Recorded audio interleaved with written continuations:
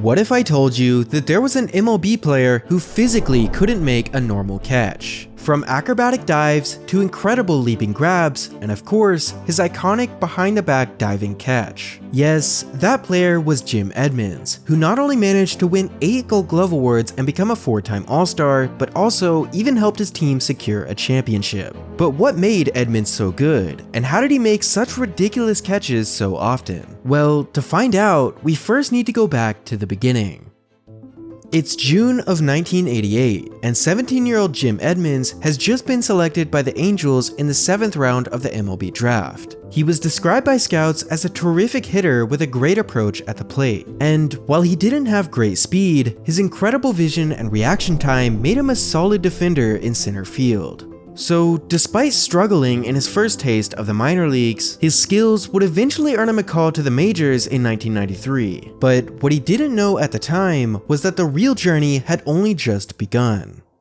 Edmonds would make his debut in September of that same year, joining a struggling Angels team in the midst of a losing season. And while center field was already occupied by another young player, Chad Curtis, Edmonds would still get a decent amount of playing time off the bench and in left field, which would allow him to show off his skills, hitting for average and playing solid defense in the outfield. So when Curtis ultimately left the team in 1994, Edmonds was the easy choice to replace him. However, there were some who were not convinced of his defensive abilities, especially in center field, the most important position in the outfield. In fact, even his own teammate Tim Salmon said this: "Jimmy's a natural athlete. He gets good jumps and he plays the outfield really well. The only concern I have is that with his speed, he's not going to be able to get some of the balls you'd like your center fielder to cover." Nonetheless, Edmonds was confident in his ability, and over the next few years, any doubts surrounding him would completely disappear.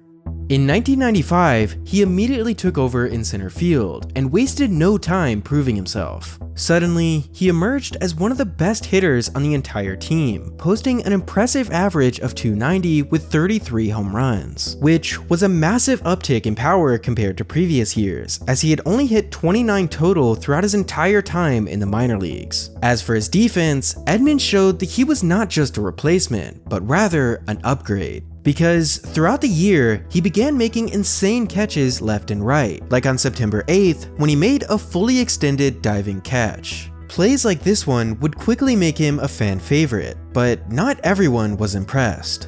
To some, it came across as showboating, as they argued it was unnecessary to dive so often. However, Edmonds saw it differently, saying this: "There's not a thought process there, it's just instincts. I'm trying to win a game and make an out. I'm not trying to dive, but it's something I learned when I was young, that I've been doing since Little League."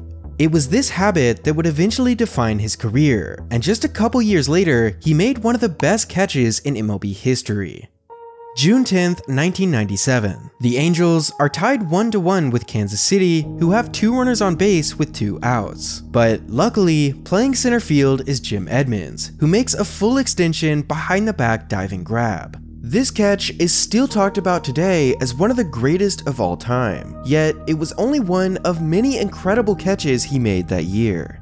Against the Rangers, he made another diving catch that saved an extra base hit, and on July 23rd, he made an over-the-shoulder grab that robbed his former teammate Chad Curtis. He was becoming a walking highlight reel, and by the end of the season, he was the clear choice for his very first Gold Glove award. But despite his effort and contributions to the team, he was unable to outrun the same criticism he dealt with his entire life.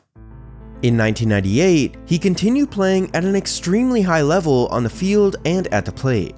By the end of the year, he had played in a career-high 154 games, hitting .307 with 25 home runs. And of course, he had continued making incredible plays in center field, like on July 1st, when he took a hit away from Barry Bonds. If it's in the area code, you know Jim Edmonds got a heck of a shot at it. He is the human highlight reel.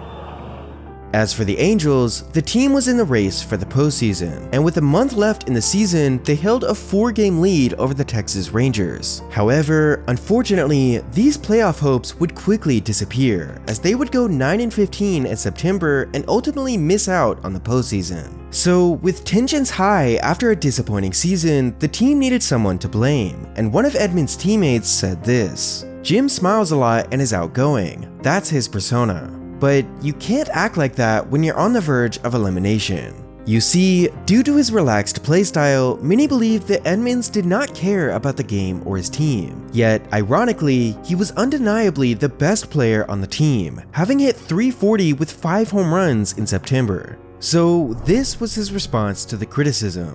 What matters is what you do on the field. I like having fun. If it doesn't seem like I'm working hard sometimes, that's someone else's problem. Nonetheless, after a disappointing injury-filled season in 1999, it became clear that his time with the Angels was coming to an end. Although, it would quickly become apparent that a change of scenery was exactly what Edmonds needed, because over the next 5 years, he would emerge as one of the best all-around players in baseball. But before I continue, I first want to tell you about the sponsor of today's video, Underdog. Underdog is the place to be to make all of your sports picks, and it's available in over 30 states, including Texas and California. All you have to do is download the app and choose either higher or lower on a player's stats. For baseball, you can choose from things like home runs, strikeouts, total bases, and much more, but you can also make picks for other sports as well. But maybe the best part of all is that you can play with as little as $1. And if you pick correctly, you can win up to 1,000 times your money. This week, these are the picks I went with. Spencer Strider higher than 6.5 strikeouts, and Cal Raleigh higher than 1.5 total bases. So if you want to join the millions of other fans who have already made billions making picks on Underdog, make sure to sign up with promo code AVERAGE to unlock a special offer of up to $1,000 in bonus cash when you make your first deposit. Again, just download the Underdog app, use promo code AVERAGE, and start making picks today.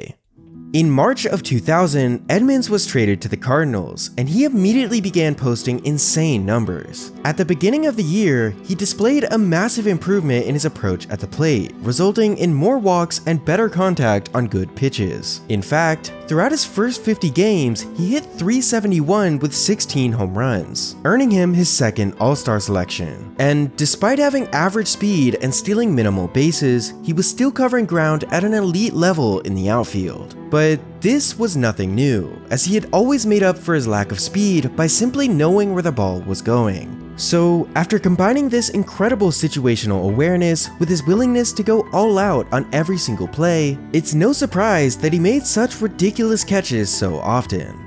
Once again, he received the Gold Glove Award and even helped his team reach the postseason. Though, unfortunately, facing the Mets in the NLCS, they would fall in just 5 games. But this failure did not stop Edmonds from improving.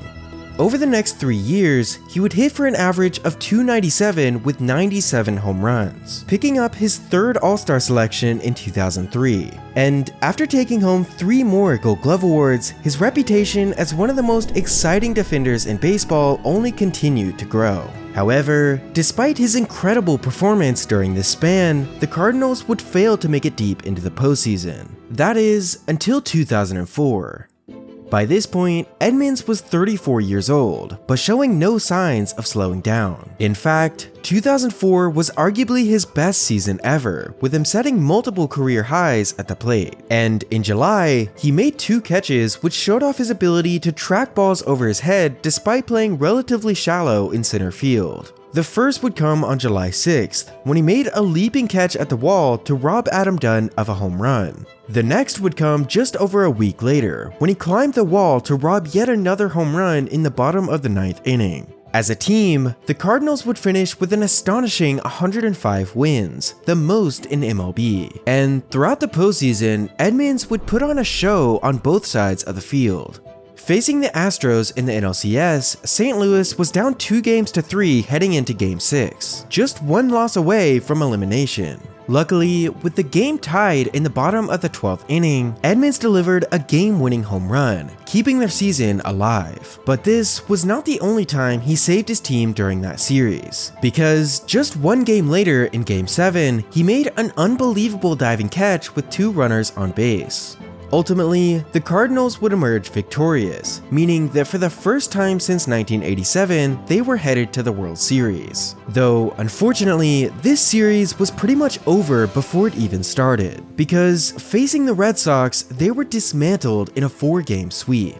Now, luckily, they would soon get another chance just 2 years later. But before that, Edmonds first had to deal with one of the scariest moments of his entire career.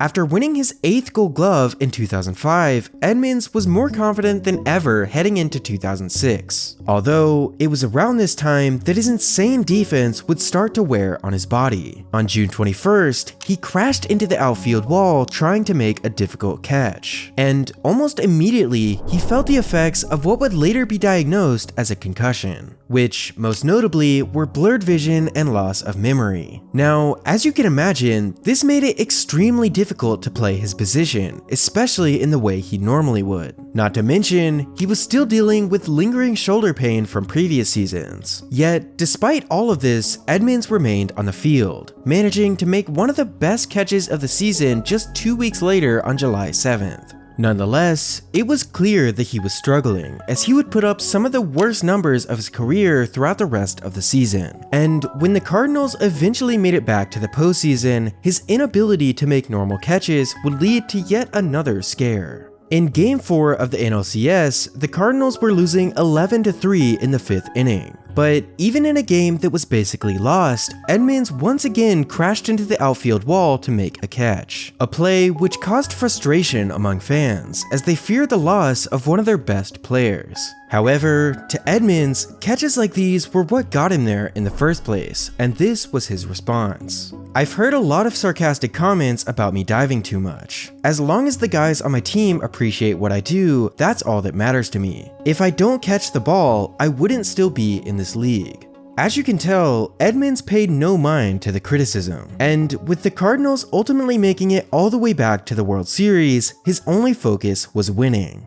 In a matchup against the Tigers, St. Louis would head into Game 3 with the series tied at 1. And with the bases loaded in the bottom of the 4th, Edmonds delivered a 2-run double, giving his team the lead and the confidence to win the game. So even though the Tigers were the favorites to win the series, the momentum began to shift. And just 3 nights later, the Cardinals would emerge victorious. So, after experiencing the most difficult season of his career while fighting off constant criticism along the way, Edmonds was a world champion. But from here, things would quickly go downhill for the star center fielder.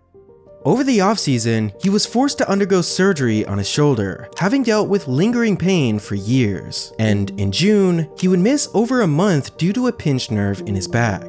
You see, while his defense had played a major role in his rise to stardom, it would also be a reason for his decline. Because after combining his rising age with years of diving and crashing into walls, his body was finally breaking down. And throughout the season, his numbers would drop to the lowest levels of his entire career. So after short stints with the Padres, Cubs, Brewers, and Reds, his MLB career would come to an end at 40 years old.